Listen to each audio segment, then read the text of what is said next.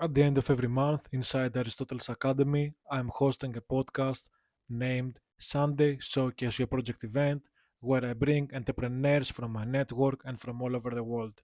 The following is a podcast with a friend of mine, the founder and CEO of Skinrave.gg, one of the biggest CSGO casinos in the world. Enjoy. Yo, I'm not expected to put my webcam on, bro.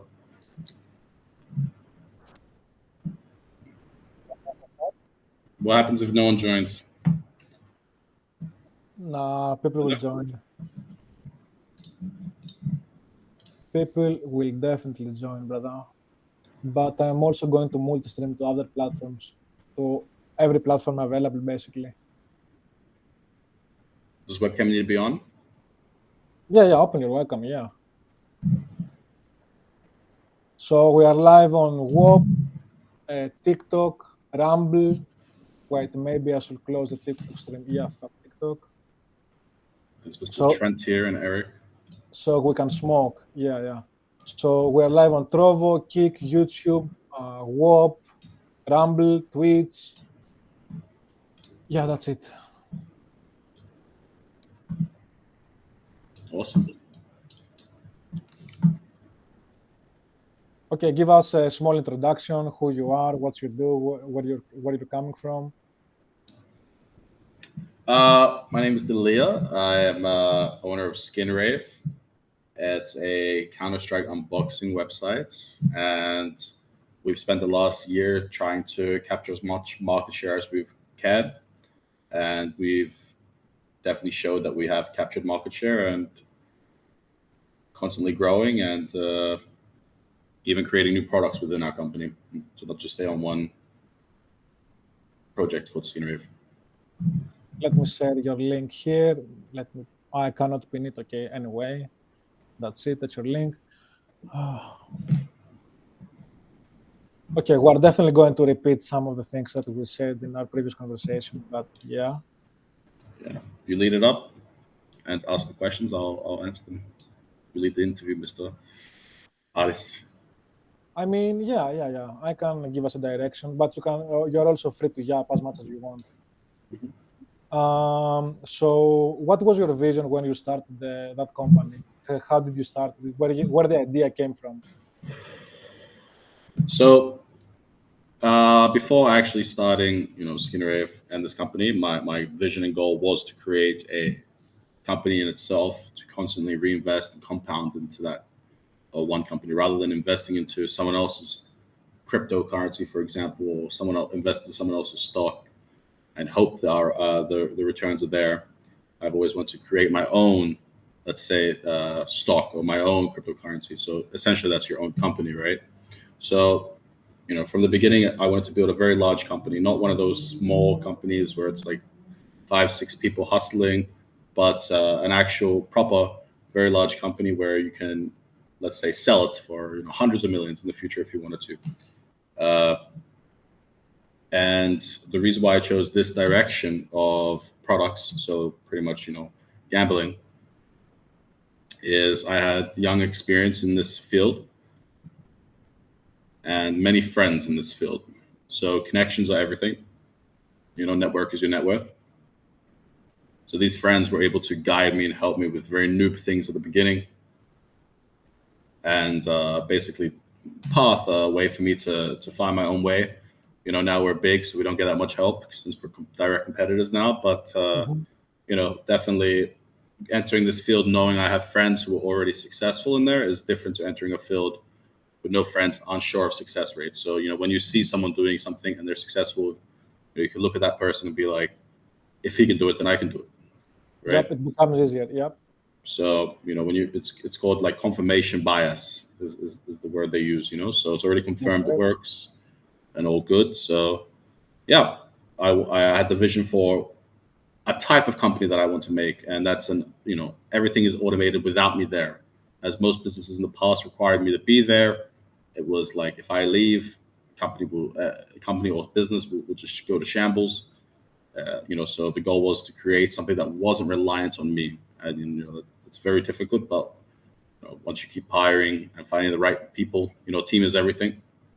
Everything is in the team. if you're trying to build something big, everything's down to you on the end of the day. But if you're really trying to go that extra step and go to the next level, you cannot do it on your own. You need a team.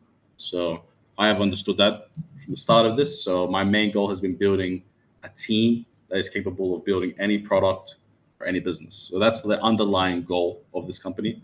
And the direction we chose is casinos. So we already got one unboxing site up and live, and it's moving.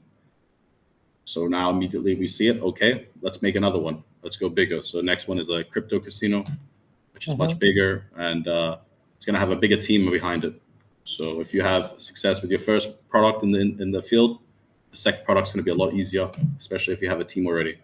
As finding key roles is very, very difficult. Yep, 100%. I remember also when you first went to Miami with the boys to find out what's up with the whole space. Yeah, definitely went to their area of operation to kind of see what they're doing. To be honest, watching them work as well, you see them grinding, you see them working very hard. My other friends who have the similar companies, you simply cannot LARP around. You can't be an idiot when you see your direct influence working all day, every day. You're not going to pass with being just there, and plus they're making so many innovative things, so many new things, big things. If you're not going to put in the time, that's probably the most major thing I got from that trip, or being around them, is seeing them work. Because if you see someone working, let's say 8 hours, 9 hours a day, really working, locked in, getting the shit done, you're not going to sit there and fuck around for 9 hours. If you do, you just know your fate, and your fate is failure, right? You're not going to beat the guy, let's say, works 12 hours a day, and you're working only 3 hours a day. Even if you're 2 times better than him, he's still beating you by 2 times. It's just standard logic, Yep. But that was definitely one thing I noticed from them, was the hard work that they're putting into it, and also their vision, their reinvestments, everything like that. Their investments are crazy. They were investing back in the day 90% of the profits, I remember. Yeah, they're still reinvesting 80%, 70% back into their company, because they understand what they're building is going to be they already have successful products, so they're reinvesting in themselves. If you're investing in the stock market, for example, or a cryptocurrency market, and you're investing in a coin and it goes up, you'll reinvest in that coin. If it goes down, for example, you'll reinvest in it. If it goes up, you'll probably just dollar cost average and buy more of it if you're passionate for that project. So it's no different than doing it yourself, except you're not investing. It's just a project. You're doing all the work, A to Z. You basically, you're trying to make something successful for the people who are buying your coin. I know we're not a coin or anything, but there are outside people in this company who also depend on success. Yep. And we both met through CS:GO. You remember, Yes. back in the day? Yeah. And you always wanted to stay on the tech field, and you find a way to combine both the gaming world and the tech space through this project, I believe. Yeah, I mean, the advantage with the tech space is if you're able to work anywhere in the world and be in any jurisdiction, especially every business has different laws, and every different region's more market share for you to get, right? So basically, it's just if you're doing a brick and mortar business, you're stuck in that place, you're stuck in that location. You have to be there. You have to see physically what's happening. Whereas online, if you go away for, let's say, 3 weeks, you're okay. You can look online what's going on. Let's say you have an office. So I have an office in Armenia. I don't live in Armenia, right? But I go there once every month for a couple of weeks, and that's good enough. You don't need to live there. You don't need to stay there. So I have people there managing all the stuff and everything. So definitely online businesses always beat brick and mortar businesses for the personal fact that I don't have to wiring on a country where I need to live, where I need to go, I can choose wherever I want to go. So if it's tax related, I can choose where to go. If it's just quality of life, I can choose where to go. So it's a benefit and the reason why I wanted to stay in the tech. And in terms of gaming, gaming is just a huge industry. People always undervalue it. I've been making money in games since very young on RuneScape and stuff like that, right? So Yep. I've always known the potential of games and how much they bring. And most people, they don't understand how big certain game economies are. For example, Counter-Strike economy, skins, billions and billions of dollars every year being moved around. Same with Rust, same with PUBG. If League of Legends had tradable skins, it would be, of course, the biggest market. Yep, I agree. So yeah, the two of them go together, and now, as I was talking about earlier about the whole team aspect of it, I've always wanted a team. Let's say you've through everyone's life, every let's say young entrepreneur, you can call them, they want to build something, but they always run into the one problem. Oh, I need a developer. I need to make this. If you're non-technical, you're gonna have a lot of problems. So now that I found the right people to work with in terms of the tech side, and have actually made them partners because they were doing some other projects and other big things, and eventually I understood these are the guys that I can make anything with. I created a stronger partnership with them. So now if we want to go make a crypto exchange, we can go make a crypto exchange. If we want to go make anything, we can do it. In terms of technical side, I would say in terms of legal side as well, and in terms of operations side, all the areas we've pretty much got experience in now. So now, in this company, it's not just all about profitability. It's not all about user base. It's not all about that, right? It's about also experience. So it's a cliche thing to say, but it's very true. You're not going to learn none of this in school. You're not going to learn none of this. Like you'll never learn more from any type of method. May it be anything you can think of, books, school, courses, anything, than just doing it yourself and having the first-hand experience. Because you also run into the emotional side of things as well, right? So you learn what you can face as a person emotionally. How much can you handle emotionally? How much pressure can you handle? How much procrastination can you do? People procrastinate in school all the time, for example. The company is the same thing. You're going to procrastinate. So it's a negative though. So you got to learn how to deal with yourself. And if there's too many problems, you can't just it's 9 p.m. I'm out. Goodbye. Yep. You got to fix those problems. You basically have to find a way. So also, I don't want to confuse the audience. Delia here, he has been working for the past 2 years, effectively non-stop every single day, no weekends, no day offs. He has been reinvesting all his money non-stop. He's all in. That is his project. Yeah. So like this company was, I had actually 3 other businesses when starting this company, and all 3 of them were actually making me decent money, but I stopped all of them just to focus on this, even though, starting this company and this business, it was not profitable for a very long time. And I still chose to delete my other sources of income to really give it 100%, because I understood at 90%, it might, it's a lot of percentage, but it might not work out. 80% might not work out. 70%, definitely, now after 2 years, I know it wouldn't have worked out if I had only been 70% power in this horsepower, I call it. If I'm 70% of my horsepower, it's not enough speed. So, that's one thing I always say. Any time in my life, and once again, everything's individual. You can look at Elon Musk, who's got like 5-6 companies. Even he himself, he says when people ask him, like, what do you recommend? He recommends not to do it. He's like, don't do it. It's just don't do it. There's clips of him of that certain interview where he just tells people, don't be like him. It's a lot of work. It's true. It's a lot of work. I can't imagine it's because he's a genius as well, of course, right? Yeah, 100%. Just because you're a genius doesn't mean you can successfully run, let's say, 4 massive companies, Starlink, which is SpaceX, under SpaceX.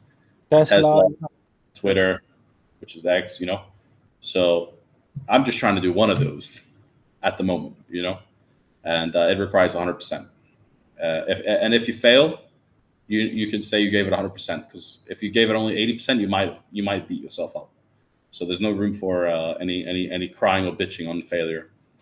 But that's one thing as well when starting this company, is you got to know when to stop something. So when there was not many users at the beginning and a lot of money spent, it was those you had to have those thoughts of, is this worth continuing? Is this worth keep reinvesting? Is this worth my time? Because I've always lived by start your business quick, end it quicker. Start your business quick, end it quicker. So it was a tough call for me to actually continue, because I understood at that certain period of time what I had invested needed to be times 2 to actually get some good profitability. So I took that risk, and still, it was a good play, but in the roadmap, not even 5% for what we're aiming to achieve. Yeah, that's great. I remember 1 year ago when I visited you that you were a lot more anxious. Now I get the feeling that you are feeling much safer and much more motivated. Yeah, I would say definitely the anxious side of things has gone down. Has definitely gone down, as as it's going out of scared mode to kind of, okay, we are successful now, right? So we don't need to be anxious about failing. But of course, the motivation, that's also something that's you got to do it yourself. Getting users, it's not just and turning into a very large site isn't just immediate motivation. Because you just said 2 years of nonstop working. So to get motivated is something that's you got to do yourself, because burnouts are real. I try to avoid any burnouts. So let's just say I'm close to getting burnt out and motivation is down. I just take a break for 5 days. Like, when I say take a break, 2-3 hours, I'm closing things that need to be immediate attention, right? And the rest of the day, I'm just not really doing anything that's going to elevate the company. But you can do that for 4 or 5 days.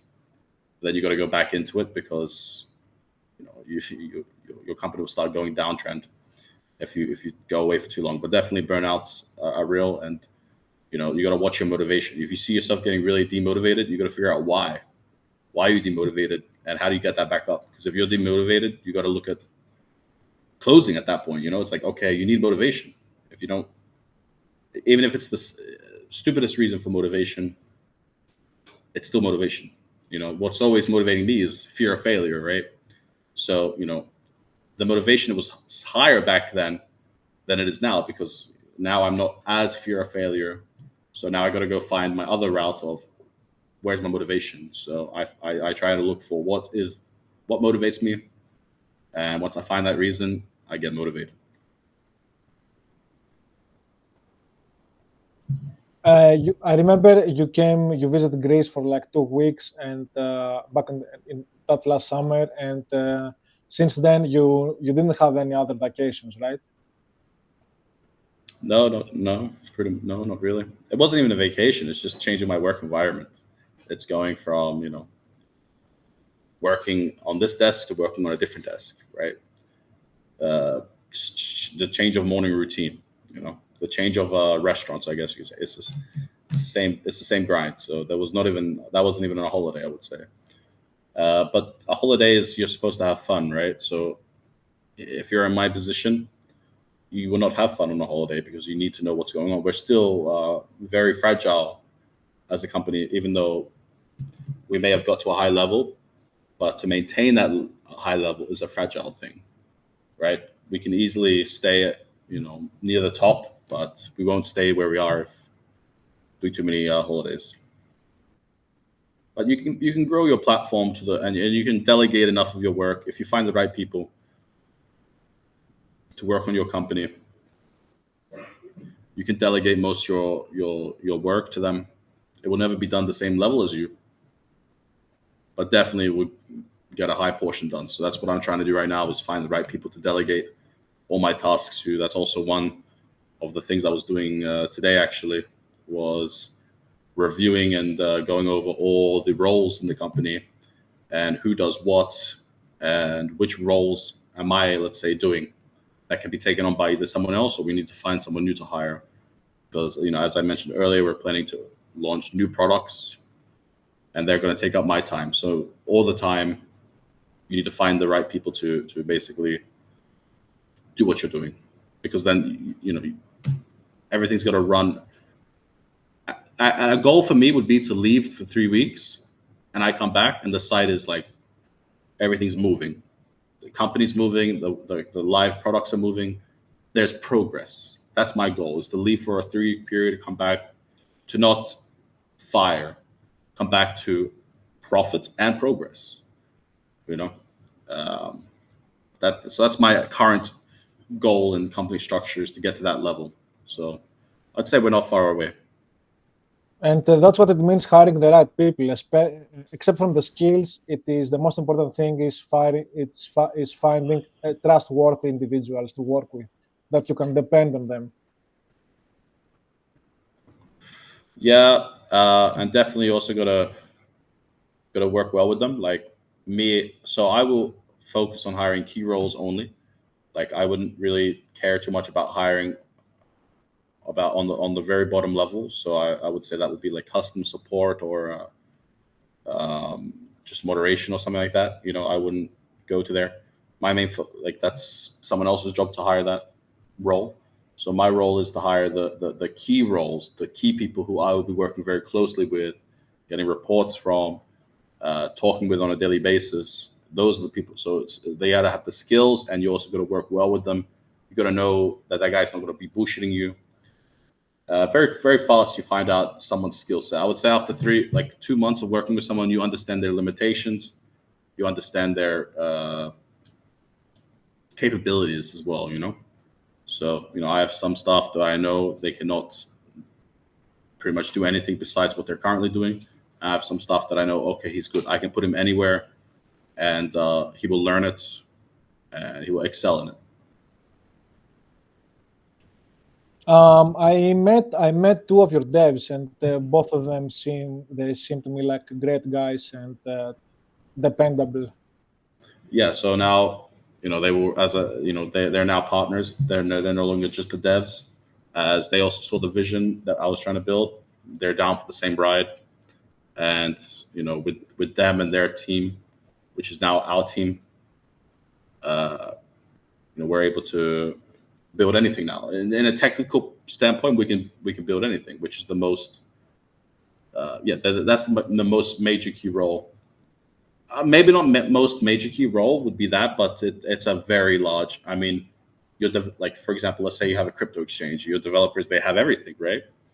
You got to definitely trust those people. You got to definitely fuck with those people. Like, as in, you got to get along. You got to make sure, you got to feel them out, and you got to make sure everything's good. Tell us more about your partnerships. You had some huge partnerships in the last months. The G2 partnership, the Copenhagen Wolves partnership. You had some pretty big deals.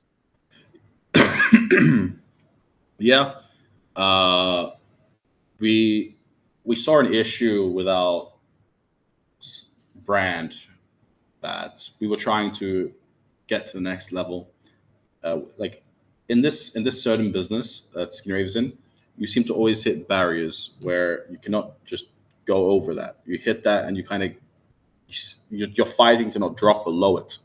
You're trying to fight to maintain a new milestone level you get. So we were at a certain level for let's say a couple months, 3 months. And one of the things we noticed the most was people didn't trust us. It was we lacked high rollers, and when we tried to talk to big influencers or big websites, we didn't have that trust. We didn't have that branding. So we made the decision to lock in one big partnership. So we went on. We kind of went on like a little hunt for a big partner. We couldn't find anything. They were all asking very silly prices, especially in this business. any marketing cost is ×2 because of our model, just by default. Mm-hmm. So we came along the G2 and we thought they were perfect for us. Their pricing as well was decent, and we knew that we needed that type of level to really put us there. We knew that type of partnership will not give us returns, like just the esport organizations on their own is not going to bring us the same money back that we're paying them. But what it does do is it brings you, for us, that missing trust, for us, that missing brand value. So, now after, I think we've been sponsored with them for, it's 3 months now. It's over 3 months actually now. And definitely we saw an increase in respect for us as a brand. The trust for us as a site overall went up. And even competitors viewing us in a much different manner. Everyone, when they hear the word Skinrave now, that's why the branding is important. They don't hear Skinrave anymore and think, oh, that's a small site or anything like that.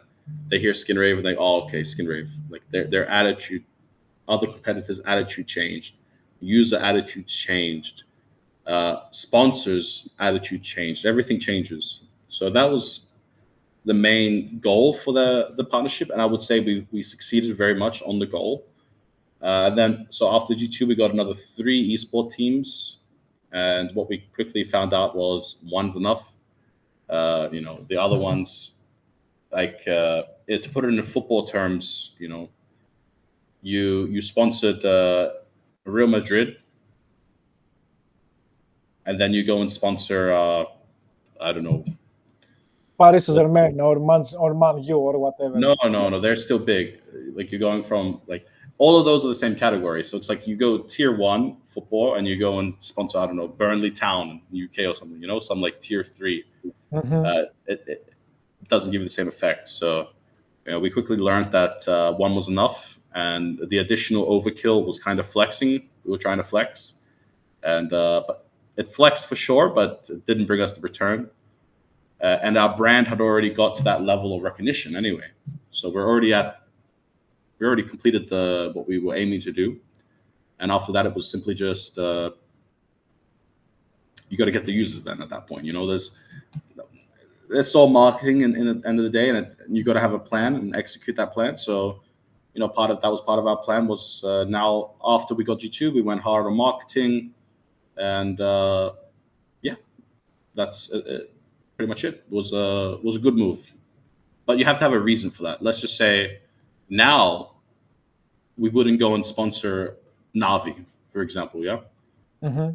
we don't need to. We don't need that. We know whatever the price they're asking, we're not going to get that return, and we don't need any more trust. We already got that check mark. So glad we went with some lower teams to understand that.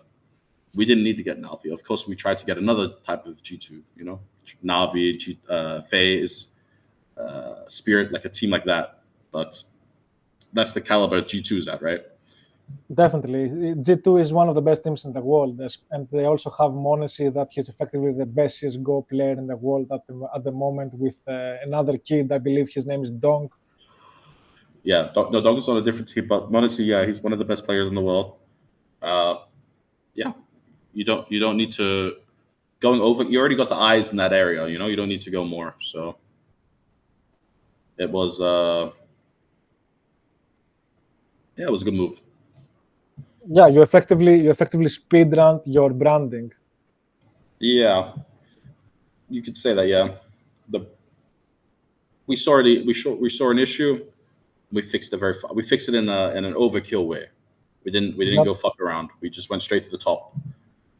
Paid the money, said, listen, motherfuckers, trust us now. And I would say that worked out. And the G2 partnership, I remember when you sent me the deliverables, it was a very good deal for your company. Well, yeah, we didn't negotiate pricing with them at all. We thought the price was actually quite fair for their level, and also we had already contacted 20 other teams and talked with 20 other teams. So we thought their price was fair. The only thing we did was negotiate our deliverables with them and not the price. So we we kept the price as it is. We never talked about price. We just added on a lot more things to try to really get everything out of them that we can. But now it's 3 months in. The hype is kind of gone for that partnership. So now it's just we're banking on the long-term effect of it now. By the way, feel free to share in the chat here inside WOP your Twitch account, your Twitter, your Discord, whatever you want. Mine? Yeah, of course, yeah. Well, they have the website. I can link the Discord. It's pretty. It's a very big server at this point. Yeah.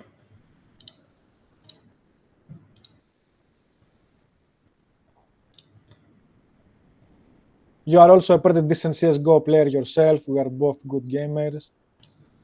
Yeah. Well, now I only play for any Skinrave related events. No time to game. I don't enjoy games. Well, that's a lie. I don't enjoy CS that much personally. I would play a couple games of League of Legends here and there, but I look at it as if I play League of Legends, let's say 2 hours, say 3 games, it's the same as watching a movie and relaxing. But I try to not play any games at all because it goes from a movie you're watching in 2 hours, you have your phone. You can look at your phone. A game of League of Legends, your brain is going full on, yeah, you are listening long thing. Yeah. So it ends up after a 1 hour gaming session, I'm exhausted and I go watch a movie. So it's like I try to avoid games at all costs, just because it's like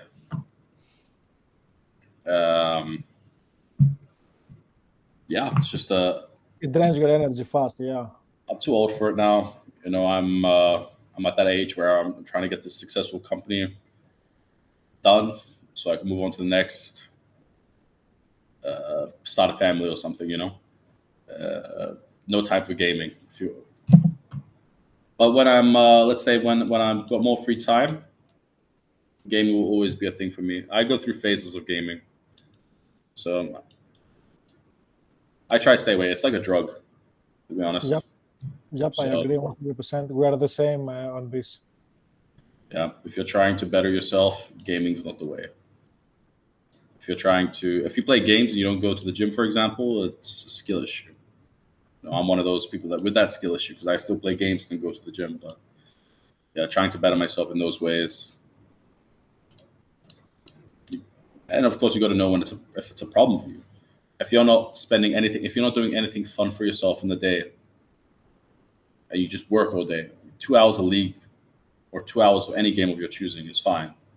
But if you're after this game session, you're going and spending another 2 hours doing something else, you're going out with your friends, and then you come back home, that's too many hours, to be honest.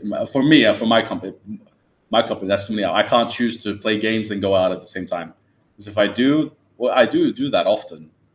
But then you just immediately see that there was no progress done. So it's like, okay, nothing's moving on its own. Yep, I have witnessed you staying in that room for the past 2 years, every single day, working, hustling nonstop. Yeah, I wish I didn't play games in those 2 years as well, and hustled more. But one thing I've learned that other successful people kind of told me, you got to accept how much you can actually work as a human and as a person individually. If your cap is 8 hours a day work, like let's say 6 days a week, that's your cap. Above that, you just start to crumble as a human. You got to accept that, and that's how much you work. That's how much your time, and you got to do a business that revolves around that time. For example, if your capacity is okay, I can't work more than 10 hours a day, 7 days a week. It's just I have too much other responsibilities. If that's you, you got to do a business that only requires that 6 days a week, or if you have 13 hours a day and you can just hustle like a maniac, and the other 7 days a week, 13 hours a day, you can do any business that requires that. But definitely know where you are personally in terms of how much you can actually work, and understand that you got to accept that, because this is something I face. I beat myself up. I might only work for 7 hours or 8 hours in a day, or sometimes 9. I'll be at the I'll be in my vicinity, in my computer or my phone. If something has to happen on my company, I'm there to fix it. So I'll work for 11 hours or whatever. But one thing I do is, if I only work for the 8, I'll beat myself up if I go relax for 5-6 hours. I will say I could have worked. This is just you're mentally draining yourself, and mentally you're bullying your own self. If you accept that that's how much you can work, then plan it, then do it. So that's what I'm trying to do now. Instead of trying to work 13 hours a day and only getting in a good 7 hours, and then 5 hours of just complete bullshit, you're bullshitting yourself and you're bullshitting everything. Just work the 7 hours and don't bullshit. Go and enjoy yourself, because the next 7 hours you do will be much better. So that's one big thing. Yeah, we both are obsessed when we're doing something, and we are always going all in. It's either all in or nothing. So I definitely understand what you're talking about. Yeah. Too much vaping going on in this call. We're both. Yeah. That's exactly the reason why I am not streaming on TikTok, because I would have got banned instantly. On TikTok Live, you cannot smoke at all. Yeah, probably.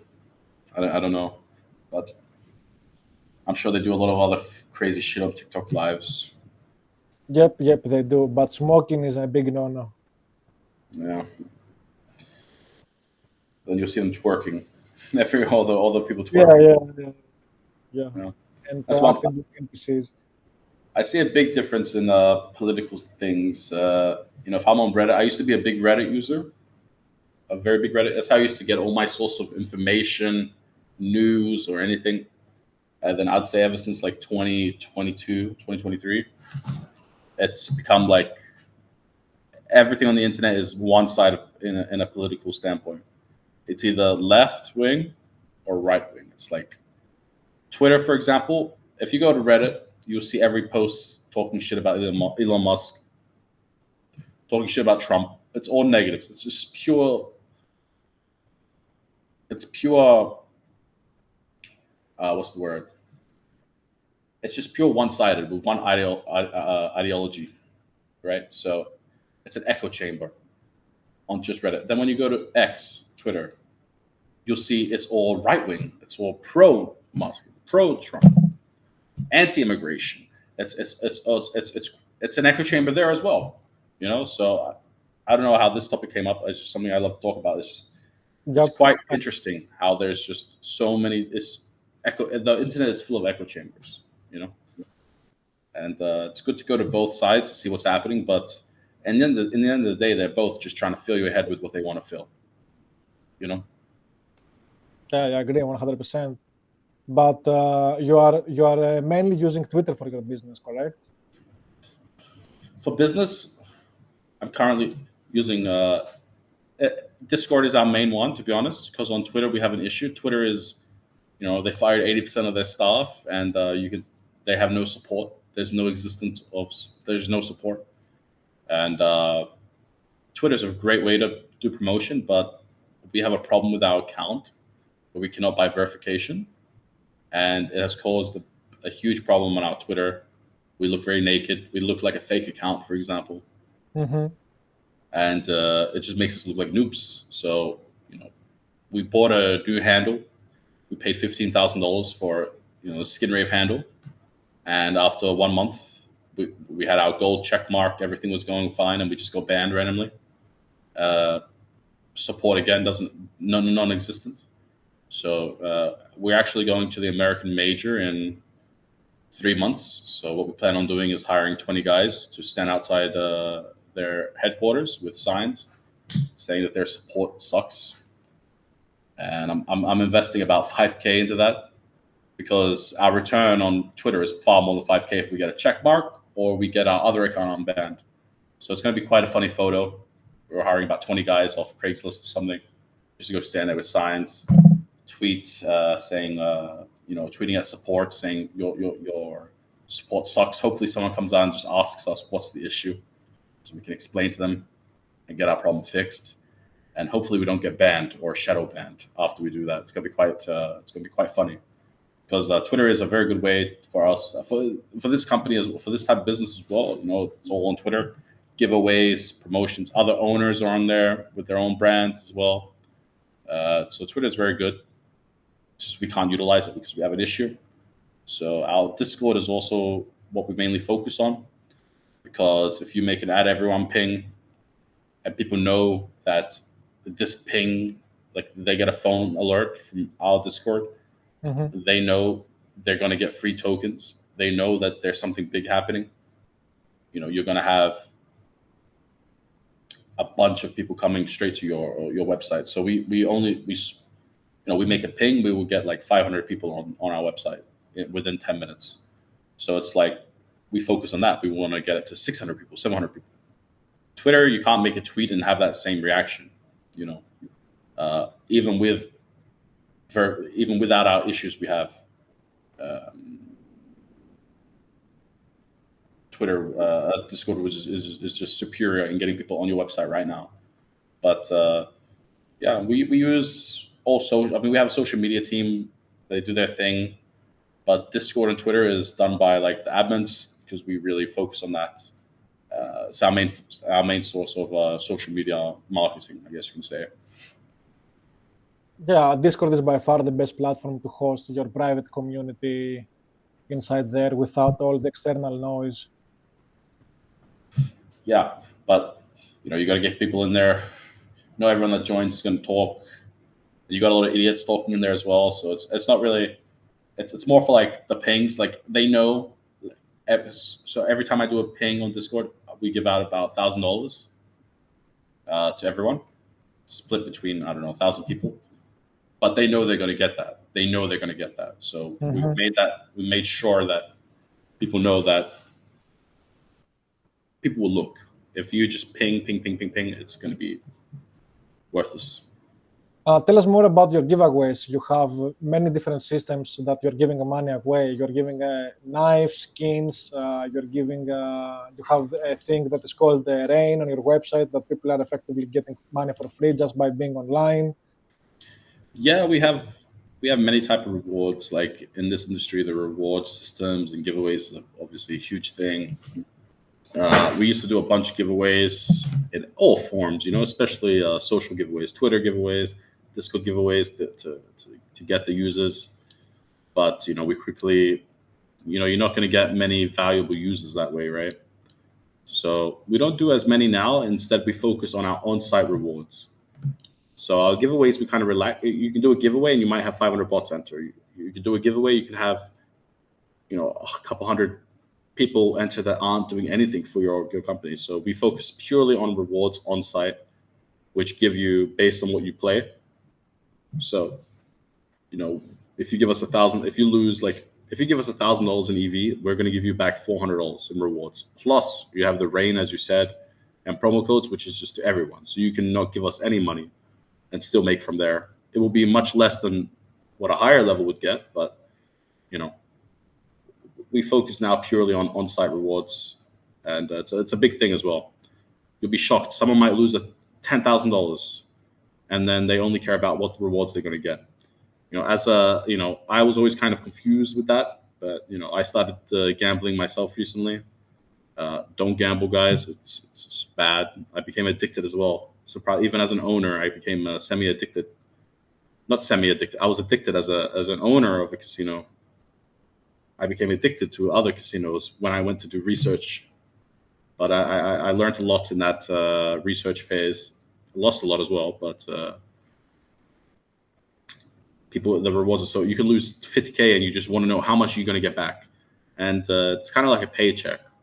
So it's a very, very, very, it's a lot of thought goes into it, because someone gets their paycheck 2K and they give you $500 of that paycheck to your website. We give our rewards over a course of like a month. So that person can come every day, after he just lost his $500, he can come, he can make about $10 in rewards every day, play more. It's almost like a subscription model that we've made, and I believe it works very, very well, because that person is now able to play with such small money, but still play, and watch other people play. And he's waiting that whole month. He's waiting a whole month just to just for his next paycheck to give us that next $500. For him, that's entertainment, right? That's just, instead of going and having let's say a weed addiction, he has a gambling addiction. That's fine, type of play style. And those are the people we focus on. That's why rewards are so important, right? Sadly, you have the people like myself, to be honest, that go overboard and gamble way too much money, and also money that you can't afford to lose. That's when it becomes a problem. But yeah, I actually forgot what the initial question was. It's okay. I forgot too. It was it wasn't actually a question. I just asked you to explain your rewards and your giveaways. Yeah, very important, very important. And I didn't feel the importance of them until playing myself. That's why research and development is very, very important. I lack that. I don't do enough research and development at all. Big negative of mine. I'm more of a just do it guy, which is great, but go and spend at least a couple hours of research before just doing it. Another area where I'm trying to improve. You got to know personally where your faults are, so you can improve on them. And you also have an affiliate program. You have a leaderboard on your website where people are getting rewards based on where they stand on the leaderboard. Yeah, so the race is just another form of reward. It's whoever wagers the most wins the race and gets extra rewards.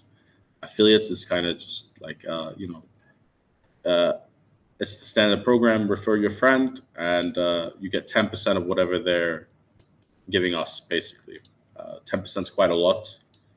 You have people that their job is being a streamer, for example, just playing on websites.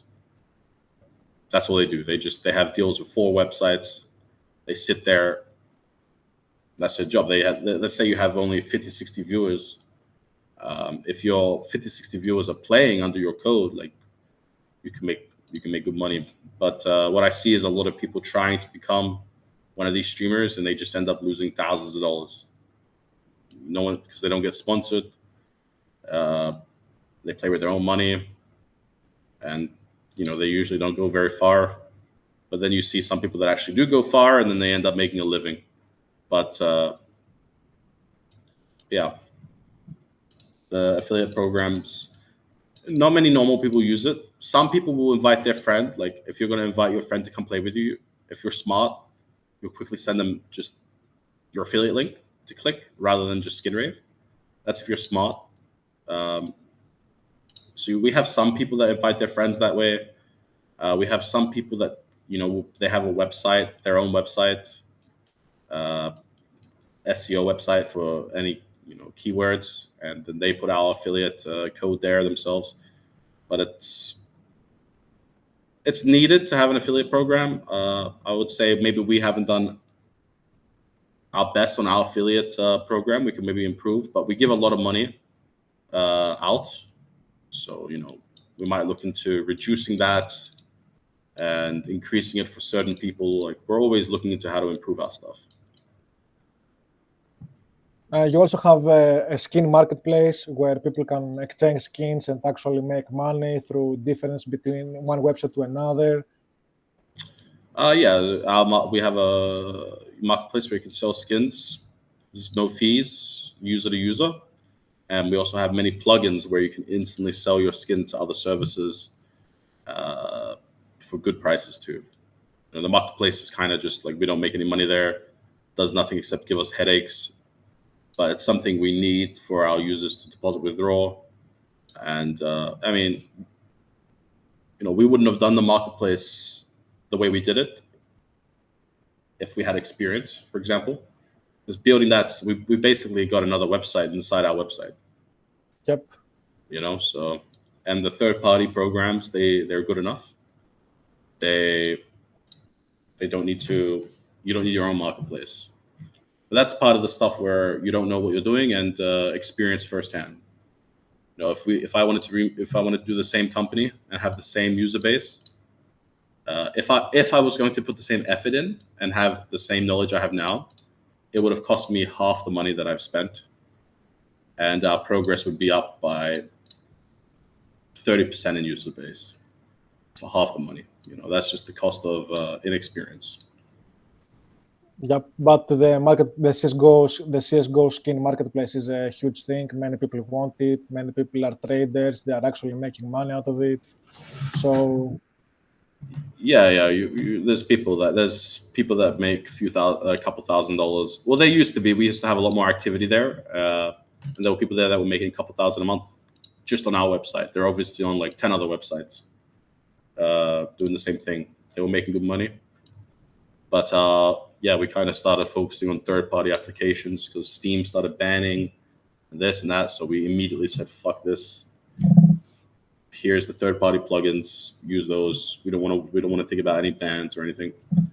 But yeah, as I said, like I'm very negative on the marketplace, even though it's a very huge thing and a great area on our website. I'm very negative because I understood how much work it took to get it there, and I also know how much volume it does compared to other methods. So I'm a little bit negative there, but of course it's a proud thing to have there. And as I said, it's a website within a website. Always issues in terms of tech.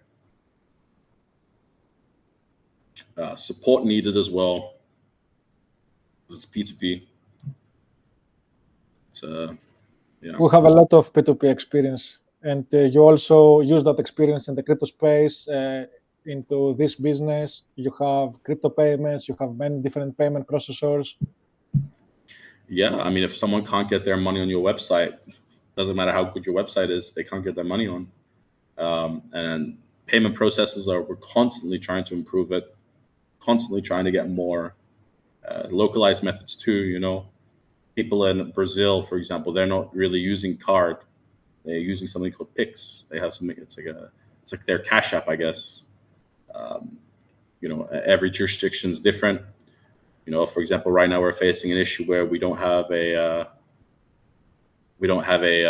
American card processor, and Americans are huge customer base. So an American has to go and deposit with a different method that costs them 20% fees to deposit with their card, compared to a European who just pays 1%, simply because we don't have an American processor. So unless they go buy crypto, not everyone understands to go buy crypto, and it will only cost them like 1%, and they can deposit on our website via crypto. Because if you're new with crypto, you're going to click the other option that costs you 20%. It's called Kinguin. And yeah, you know, every area you're mentioning is a huge. Everything is in its own right is a huge area.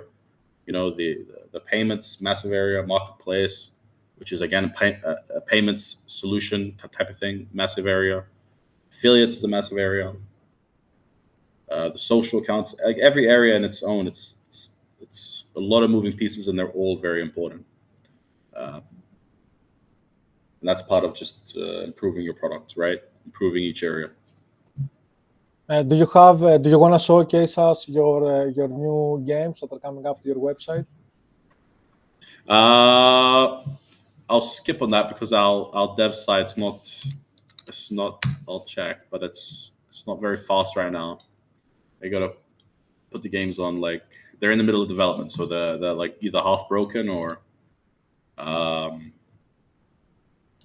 just doesn't work right now. But yeah, we got Blackjack coming, calling it 21. Plinko coming. So new games coming out, but everyone plays mostly the cases. No one really cares for the other games. To be honest with you, it's all about the cases. People love opening cases because they play Counter-Strike, right? We're a Counter-Strike themed site, so you know they come for the cases. The other games do well though, but most of the time, if they're coming to an unboxing website, they're playing they're opening cases. If they want to play like house games, they would go to a crypto casino, which is more like for them. But the new games are cool. I remember in the beginning the roulette was popping off. It still is popping off. The roulette's it's an iconic game for Skinrave. It's always got, like, if I go there now, there's 20 different people playing. You know, that's a lot of people. Imagine 20 people in the room, and they're all playing on roulette. You know, it's a big group. But yeah, still battles is the cases are the big dogs, to be honest. Wanna end the stream with a Q&A with some of our viewers. I can. Yeah. I got like 15 more minutes, and then I got a dip as well. So let's get them on. Okay. Trent, wanna hop on?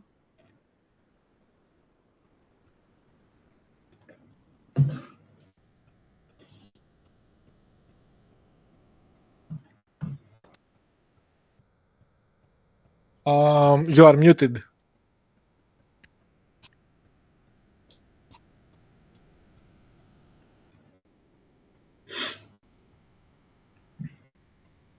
Check. No. You are back. Yeah. We can hear you. Yeah, all good. You hear me? Yes, sir. No. Yes, sir. What's up? Man, oh my gosh, I've been outside working my ass off all day. But, man, pleasure to meet you. Ari, connecting with you, this is going to be a crazy conversation. But, man, we are so much alike. It's almost like we're in two different regions, right? You probably don't know who I am, but this connection is going to be really weird. I run one of the largest business networks in esports in North America.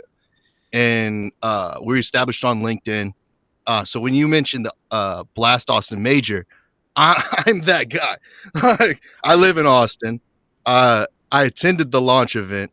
I know Jason Lake. I know Complexity. I know all of the people in the industry in that regard. When you talked about payments issues, I work with the payments issue for Twitch, like all of the issues that relate to Twitch streaming, all payments to go out in that regard. So skin marketplaces, digital assets, all of those different things. So this is going to be a really interesting conversation. But yeah, man, it's crazy. You know, I met Ari on WAP, and serendipitously, you know, now I'm getting to meet you. So it's really sick, man. I was able to watch y'all the other day because Ari was streaming, and you were on the Skinrave channel on Twitch, and so we got to see you play some of the games already. So, you know, if you want to go see some of those games, go check out the VOD on the Skinrave channel, man. But I got a million questions. You know, maybe more like specific, like business questions that we could talk about personally. But like, what even made you want to get into CS:GO? Were you growing up playing the game? No, actually, you know, I only played one game my whole time before going to Counter-Strike was RuneScape. I don't know if you know that one. Oh, dude, wild. That's crazy. Old school RuneScape. Yeah. So I would like make money on RuneScape, and I was staking on that game. So a form of gambling within that game. And I saw the skins popping off, skin websites coming out, gambling, and I was like, okay, this is perfect. This is gambling. So I had no idea what the fuck Counter-Strike was, and I was a very young boy back then. I was a kid. So this is probably 2014, 2015, around that years. But so I downloaded Counter-Strike to figure out what is this game, first of all, before I go and try to make a website. And then, as it was my first game I ever played besides RuneScape, got fully addicted to that game. So, you know, making the whole website thing back then got scratched because I ended up just playing Counter-Strike way too much and sticking to RuneScape, which was making me a little bit of money at the time. But yeah, that's how I got into Counter-Strike, was literally for this type of business, but 10 years ago. And yeah, man. Never got into it. Yeah, man. So, So, you know, old school RuneScape, man. I have a creator network, and we have a streamer that streams on TikTok. So some of the things that you are talking about as far as TikTok goes, you know, definitely challenges. When it comes to some of those challenges that happen in the US, definitely my network has a number of partners that solve those issues when it comes to the North American market. And so we definitely got to connect on that. Yeah. So yeah, I just, it's pretty interesting. This platform here brings together a lot of people. So definitely great to have you on the platform, and it'd be interesting to see if like the Skinrave brand can develop an offering for this platform, WAP, and get traffic, because this platform is very much geared toward trading, sports betting, and things very similar. And the reason why my brand got on this platform was to manage the levels of Discord access. So it was like a great alternative to some of the other services that were out there at the time, back in the beginning of the year of 2024. And so long way to what we have today. So it's awesome to see you as Ari's first guest on the business showcase, and everything like that. I know he's got some big guests coming up, and yeah. So you're partnered with G2. So what's the strategy, I guess, for what y'all are doing for the Austin Major? So G2, we just have like kind of a standard deliverables list, and for the major, I believe we're gonna have like we recently just did a showcase with them with an actual slot machine in Katowice. So we recently just did our kind of meetup with G2 and our promotion. So when we go to Austin, we've already used our activation for that. So we're gonna be with mostly the North American team wildcard. They're also ranked 20. G2 is going to be there. Like, we're going to go and meet the players, and meet all the people that are working at G2. But in terms of if we're doing anything at the Austin Major with G2 themselves, there's nothing really fully planned there, because we already did the activation. So it was like in Poland, Katowice. So we don't get too many active. Like, they're very busy. They're very, very busy. To get even like an hour with them is, you have to jump through hoops and barriers. So we try to push them to do anything with us. We get let's say, for example, 8 streams with them, so they have to come on a live stream 8 times in a year, and we've only done like 1 of those. So we try to push to get in-person streams at the major.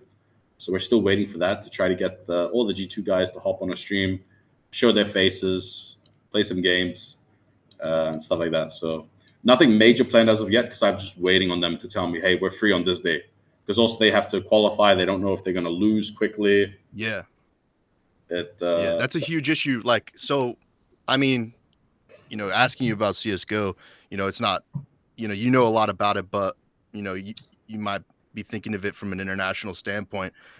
From a regional standpoint in North America, CSGO is on its last leg in a lot of ways, because there's like a total of 12 teams potentially against like 60, 80 potential teams outside of North America, and it really doesn't have an identity when it comes to what does it mean to be an American in the CSGO competitive scene. There's like zero effectively, because everyone who is playing on an American team is from EU or some other region in and of itself. And so it's interesting. We would like to see more of a culture around CSGO in the Americas, but there really just isn't very much. In fact, there's probably maybe like none.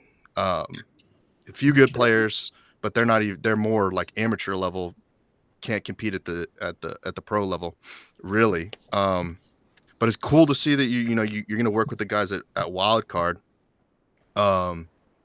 So does is your platform thinking about anything like, do you look at things like pack draw or any of like any of the like more like newly developed ways to get basically what do they call it? There's a terminology that they call it, but like incentivized reward programs. Like it's a participation. It's not exactly gambling, but it's like a staking system where there's a reward for, I want to call it sweepstake type activity. So yeah, sweepstakes is like the model we use now, right? That's the same as Yeah. pack draw that you mentioned. It's the same as all the unboxing sites, right? So the legal framework for that is called sweepstakes, yeah. So that's the legal model we have right now. So that's why we have to do certain things on our website differently. We have to prove that we give money to people for free. That's why we also have the rain. So we do promos. So we got to do a lot of things to stay in that legal model. And we're diversifying the legal model as well by creating a crypto casino, which will be licensed, but it's actually harder when you're a licensed casino than when you're a sweepstakes. That's why sweepstakes is now the most popular kind of. It's not now the most popular. It's been popular, but you have Stake.us, for example. I'm not sure if you know Stake. But, they have a sweepstake version themselves for the American market. Skinrave is allowed in America because of sweepstakes. I saw one site called CS:GO Luck. They removed their license so they can operate in America as a sweepstakes. So that's the current buzz is sweeps because it's actually allowed in America. America is the biggest market, especially when it comes to one American is 100 Russian people, for example. They're the most valuable. So sweeps. That's why sweeps. This legal model is what everyone's using. Yeah, absolutely. What markets interest you? I mean, Austin is kind of a tighter market. Do you look at Miami or Las Vegas, or what markets would be interesting to you when it comes to having a presence in North America? To be honest, we don't have a preference. In North America is huge, right? It's very large. So we don't actually have a region-based preference. We just go for all Americans. Even if you're looking at, to be straight, we're looking at people with money, right? So even the poorest state in America is still richer than probably 70% of Europe, right? So we don't actually specify a state or a type of market in America. We're just going for everyone, and every state, just Americans. That's our mission and our goal. We recently, I'd say 8 months ago, we changed our marketing tactics to mostly focus on America. We stopped all foreign streamers, for example. If you don't speak English, we don't want you. But that closes the door on localization marketing, right? Which is a huge thing.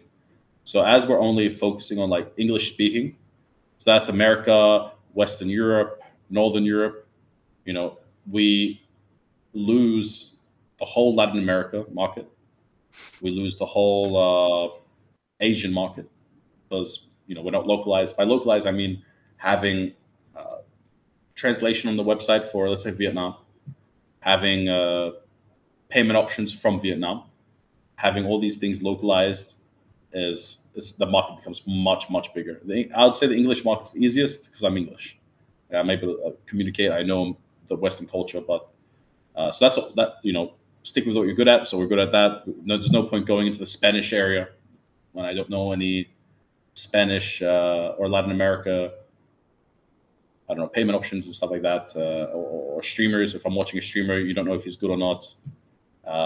So yeah, right now we're only focusing on English speaking, which is America and North and West Europe. But we're soon gonna that only gives us let's say 15% of the actual market share of marketing, right? Once you open the door to localization, you're unlocking 85% of the rest of the opportunities, right? Because Brazil's 200 million people. They might not be as wealthy as Americans, but there's still 200 million of them. Same with Russian market. Same with even let's say Italian market. It's a huge country, huge GDP. We don't focus on that because the users just aren't there, and also they don't have the disposable income. But if we translated our page to Italian, we had Italian payment options, and we hired a couple of Italian payment streamers. We now have the Italian market.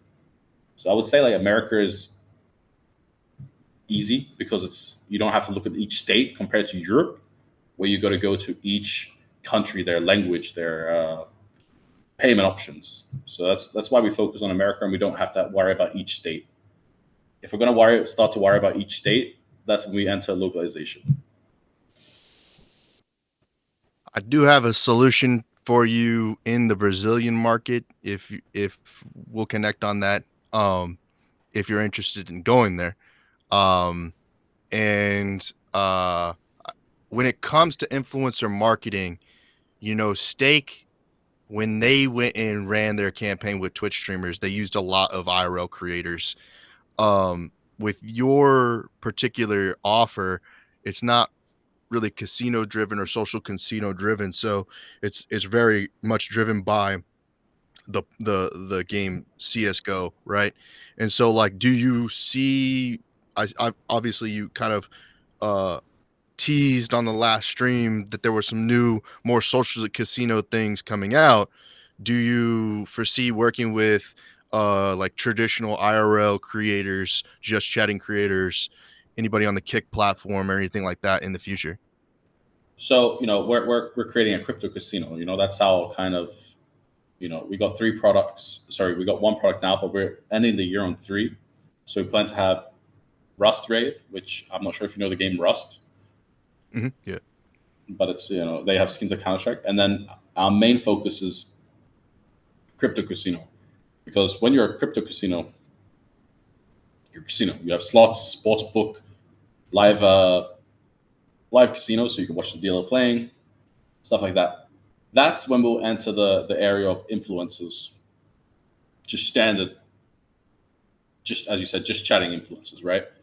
Even Instagram people, let's say they have, I don't know, 30K followers. Anyone for any reason, you can promote them. You can have them market for you, right? You can pay them for exposure because you're a crypto casino. In this current Counter-Strike, for example, clipping, right? You can do clipping for just Counter-Strike related content, but I don't feel like it has the same. But that's you can do clipping for Counter-Strike only content, but that's like such a small market compared to clipping for anything and everything, right? So we're waiting for us to launch that product before we enter that area. For example, UFC fighters, we're entering that's a higher level, but you would never get a UFC fighter for a Counter-Strike website, right? But you would for a casino. So like, I might have a solution for that too. I might have a solution for that. Yeah, it's interesting. You think of people like Trainwrecks, right? Who was a big component of pushing the Stake platform originally during like 2020, right? And he did a whole lot of CS:GO content alongside that push with case openings. I haven't seen a lot of the content that y'all do, but do y'all do a lot of case openings to like bring in the CS:GO community to kind of advertise that? Well, not us per se, but we hire streamers, and these we have a lot of like right now we have I think like 40 streamers currently doing Skinrave stuff. So I don't know what they're all doing, but I'm sure some of them have a niche where they open up cases, right, on Counter-Strike itself, and that's their they do that. But us ourselves, like, we don't really. Sure, if I'm on a stream, I'll open up some cases here or there sometimes. But in terms of like if we do anything ourselves relating that, no. But our influencers, as like Trainwrecks, for example, that was his thing. He was opening cases. So we don't have people as big as Trainwrecks, but we've had many other large streamers doing that sort of stuff. Cooper, Freakazoid, and all those type of people we had sponsored. I guess they wouldn't really open cases, but not really. To answer your question, no, not us, but we have some streamers that probably do. Like, that's their niche, Yeah, man, definitely. It's been great to chat with you and everything like that. I know you got a role, so I won't take you much more of your time. But Ari, thank you for hosting this, and I'm gonna dip out, but appreciate you. I'll let y'all do your sign offs. You too, man. See you. Good meeting you. Yeah, Trent can be your plug-in for the US. Yeah. In the US, as I said, 1 American is 100 Russian. Americans are, it's like the Germans. The Danish, it's one person from one of these countries is really important. I think it's for example, a Danish user, some guy from Denmark, if he, it's called FTD. So if he's a first-time depositor, he's worth 200 euros. So if you spend 200 euros to get one guy, it's worth it. But a Russian, it might only be worth, if he's a first-time depositor, 10 euro, 5 euro. That So makes sense. it's super important. That's why I said localization. I'll rant it on about localization with Trent there, because that's something we're working on, is localization. It's very big.